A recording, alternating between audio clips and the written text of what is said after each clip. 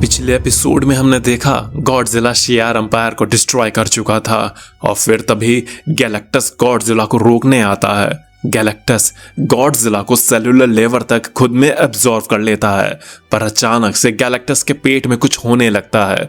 Galactus कुछ समझ पाता उससे पहले ही गॉडजिला गैलेक्टस का पेट फाड़कर बाहर निकल आता है और अब गॉडजिला सिर्फ गॉडजिला सिम्बायोटजिला नहीं रह गया था, वो अब कॉस्मिक गॉडजिला बन गया था। वहीं दूर एसगार्ड भी नल और गॉडजिला से निपटने के लिए रेडी थे। अवेंजर्स और एक्समैन एसगार्ड पर पहुंच गए थे। अब आगे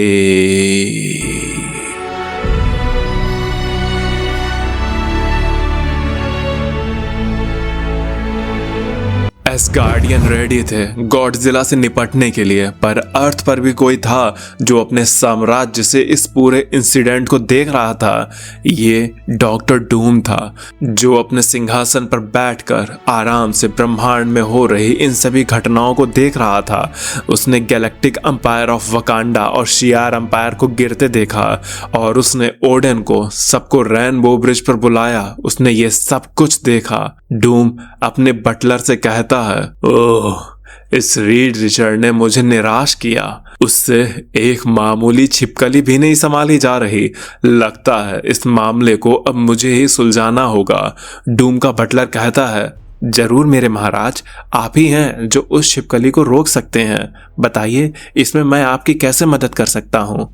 डूम ने कहा, तुम मेरा प्लेन रेडी करो और इमरजेंसी प्रोटोकॉल एक्टिव करो। अब मेरे जाने के बाद तुम्हें इस साम्राज्य को चलाना है, पर इस गॉडजिला से सीधे नहीं बढ़ा जा सकता, इसलिए मैं पहले तिब्बत जाऊंगा। और फिर डूम अपने स्पेसशिप से तिब्बत की ओर निकल जाता है। तभी सीन शिफ्ट होता है। गैलेक्टस गिर चुका था, पर फैंटास्टिक फोर गैलेक्टस को कैसे भी करके जिंदा रखने की कोशिश में लगे हुए थे और दूर स्पेस में गॉडजिला पावर कॉस्मिक से एक चलता फिरता दैत्य बन चुका था।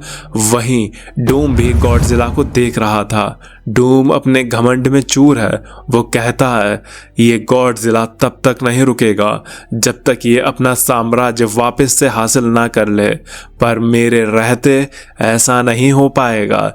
इसे तो मैं रोक कर रहूंगा। वहीं एसगार्ड पर हाइमडाल की आंखों ने शत्रु को आते हुए देख लिया था। वो देखता है कि गॉडजिला तारों के बीच में ऐसे तैर रहा है जैसे विनाश का जलजला हो, पर इस बार हीरोज भी तैयार थे।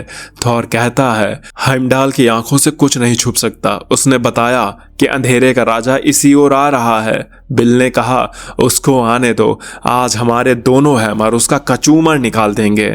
थॉर ने कहा, तुम्हें देख के अच्छा लगा बिल, पर इस छिपकली को साधारण मत समझना। इसने अब तक कई शक्तिशाली साम्राज्य को तबाह किया है। और तभी दोनों हैमर उस गॉडजिला के जबड़े पर ला लगते हैं। गॉडजिला की चीख तो निकलती है, पर अगले ही पल ऐसा लगता है जैसे उसे बस हल्का सा धक्का लगा हो। बिल कहता है, ओडेन की कसम, इस हमले से तो इसको इस नरक के दरवाजे पर पहुंच जाना चाहिए था। थॉर ने कहा, मैंने तुम्हें बताया था, इसे कम मत समझना। इसे नरक के दरवाजे पर पहुंचाना इतना आसान नहीं होगा। और फिर एक जबरदस्त थंडर स्ट्राइक, स्टॉर्म ब्रेकर और म्योनीर की कंबाइंड बिजली गॉडजिला के शरीर को झटकों से भर देती है। और फिर एक पल को ये लगा कि गॉडजिला गिर गया है, पर यह बस एक ही पल को लगा, क्योंकि अगले पल गॉडजिला की आंखें खुल जाती हैं और अब गॉडजिला और भी ज्यादा भड़क चुका था। बिल पूछता है, कैसे? ये इतना ताकतवर कैसे हुआ? थॉर ने कहा, अभी बताने का वक्त नहीं है बिल, बस इसकी पूंछ से बचकर रहना। और वहीं बाकी के हीरोज मिलकर एक साथ गॉडजिला पर अटैक करने लगते हैं। स्टॉर्म अपनी थंडर से, साइक्लॉप्स अपनी बीम से गॉडजिला को रोकने में लगे हैं, पर क्या इस सब का फायदा उन्हें मिलेगा, ये तो वक्त बताएगा। कैप्टन कहते हैं, हमें इसे यहीं पर रोके रखना है जब तक ओडेन नहीं आ जाते। जीन, क्या तुम इसकी बीम को रोक सकती हो? जीन कहती है, शौक से कैप्टन, वरना इसकी एटॉमिक बीम हमारा एक पल में कीमा बना देगी। सभी हीरोज मिलकर भी उस गॉडजिला को रोक नहीं पा रहे थे, और रोकने के लिए ऐसा भी नहीं था कि ये बस नॉर्मल गॉडजिला है। गॉडजिला टाइटन्स का टाइटन है, ऊपर से उसे नल के सिम्बायोट्स का सपोर्ट भी है। और तो और अब गॉडजिला के पास पावर कॉस्मिक भी है, तो इतने शक्तिशाली गॉडजिला को रोकना आसान तो नहीं होने वाला था। पर इस जंग से एक शख्स गायब था, नल, जो इन सब का मास्टरमाइंड था, जो खुद इस जंग को एसगार्ड के दरवाजे तक लेकर आया था। वो यहाँ से कहाँ था? तब हम देखते हैं नल को, जो चुपके से यग्द्रसिल पेड़ की तरफ बढ़ रहा था। वो अपने इन घिनौने सिम्बायोट से कहता है, मेरे बच्चों, सब तरफ फैल जाओ और उस पेड़ को ढूंढो। हमें वहाँ एक जरूरी काम करना है। जहाँ नल को लग रहा था कि वो चुपके से यग्द्रसिल तक पहुँच जाएगा, वहीं उसे ये नहीं पता था कि हाइमडाल की आंखों से कुछ भी नहीं बच सकता है। हाइमडाल नल को देख लेता है। वो कहता है, तो नल यहाँ पर है। तुम यहाँ आ तो गए बच्चों, लेकिन बचकर नहीं जा पाओगे। दूसरी तरफ ओडिन भी आ चुके थे। वो अपने गंगनीर से गॉडजिला पर अटैक करते हैं। ओडिन कहते हैं, यू मॉन्स्टर, हमने ना जाने कितनी बार लड़ाइयां लड़ी हैं, पर तूने मुझे आज तक नहीं हरा पाया। तुझे पृथ्वी चाहिए ना, तो मैं तुझे वो दूंगा, और इस बार तुझे इतनी गहराई में गाड़ूंगा कि तू कभी वहां से वापस सरफेस पर नहीं आ पाएगा। लेकिन गॉडजिला अपनी पूंछ से बाकी के हीरोज पर अटैक करता है। तभी जीन अपनी पावर से उनको बचा लेती है। ये अटैक ऐसा था जैसे गॉडजिला ये कह रहा है कि ओडिन, वो दिन कुछ और थे, तू आज मुझे नहीं हरा सकता, क्योंकि अब मैं बदल चुका हूं। वही ओडिन भी कुछ हीरोज को बचा लेते हैं। ओडिन कहते हैं, ये मेरी शक्तियों का सामना नहीं कर सकता, इसलिए मेरा ध्यान भटकाने के लिए इसने तुम पर हमला किया। इंचेंट्रेस और हेला, अब तुम्हारी बारी है। तब ये दोनों भी अपनी शक्तियों से हमला करने लगती हैं। लेकिन हेimdall जानता था कि खतरा गॉडजिला से ज्यादा इसके कंट्रोलर से है, इसलिए हेimdall कहीं चला जाता है। वहीं दूसरी तरफ एसगार्ड में, जहां सब लोग गॉडजिला से लड़ने में बिजी थे, तब नल आराम से यग्द्रसिल ट्री की तरफ बढ़ रहा था। नल कहता है, तो यहाँ है ये जीवन वृक्ष। मेरे बच्चों, इसे देख रहे हो? ये वो जीवन वृक्ष है जिससे इस ब्रह्मांड में जीवन पनपता है। मेरा गॉड वॉर्म, मैंने इसे इसी के लिए बनाया था, ताकि इसके जरिए मैं पूरे ब्रह्मांड को अपनी कैद में कर सकूं, उसे संक्रमित कर सकूं। तभी वहाँ पर हेimdall आ जाता है। उसने कहा, तुम जीवन वृक्ष से दूर रहो नल। ओह, ये किस तरह का मॉन्स्टर है? मॉन्स्टर? ये खूबसूरत लड़की किस एंगल से तुम्हें मॉन्स्टर लग रही है?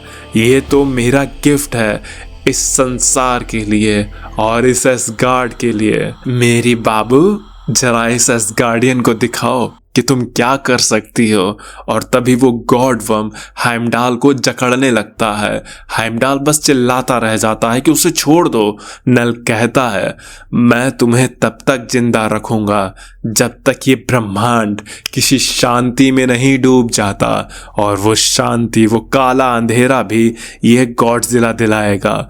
इसके बिना मेरा ये अभियान इतनी तेजी से नहीं चल पाता, और जब सब कुछ काले अंधेरे में डूब जाएगा, तब मैं भी इस छिपकली को नहीं सहूंगा। गॉडजिला किसी फ्यूरी इंजन की तरह हर तरफ बर्बादी मचा रहा था। उधर तेजी से सिल्वर सर्फर बढ़ रहा था। सिल्वर सर्फर ने आते ही अपने सर्फ बोर्ड को बैक फ्लिप देते हुए उसे सीधे गॉडजिला पर दे मारा, और सर्फ बोर्ड गॉडजिला के शरीर के आर पार निकल गया। सब लोग खुश हो गए। सर्फर अपनी पावर कॉस्मिक से गॉडजिला पर अटैक करने लगता है, लेकिन गॉडजिला के इतने करीब होकर लड़ना सर्फर को दिक्कत दे गया, क्योंकि गॉडजिला ने फुर्ती से सर्फर को पकड़ लिया और सर्फर को अपनी मुट्ठी में दबाने लगता है, जिससे सर्फर हिल भी नहीं पा रहा था। पर तभी ओडिन एक शक्तिशाली हथियार अपने साथ लेकर आता है। ये कास्केट ऑफ विंटर था, जिसमें सब कुछ बर्फ में जमा देने वाली सर्दियां कैद थीं। ओडिन ने उस विंटर को, जो कि ymir के टाइम की थी, उसे गॉडजिला की तरफ छोड़ दिया। इधर सर्फर महसूस करता है कि गॉडजिला के पास भी पावर कॉस्मिक है, और अगले ही पल वो ये जानकर हैरान हो जाता है कि गॉडजिला के पास जो पावर कॉस्मिक है वो उसके मास्टर गैलेक्टस की है। सर्फर तुरंत ही अपनी पूरी शक्ति से खुद को गॉडजिला की मुट्ठी से छुटाता है और अपने सर्फ बोर्ड को गॉडजिला के मुंह में फंसा देता है। इधर कास्केट ऑफ विंटर की वजह से सब कुछ धुंध और ठंड में बदल रहा था। उधर सर्फर गॉडजिला के अंदर से अपने मास्टर गैलेक्टस की कॉस्मिक पावर को खुद में एब्जॉर्व करने लगता है।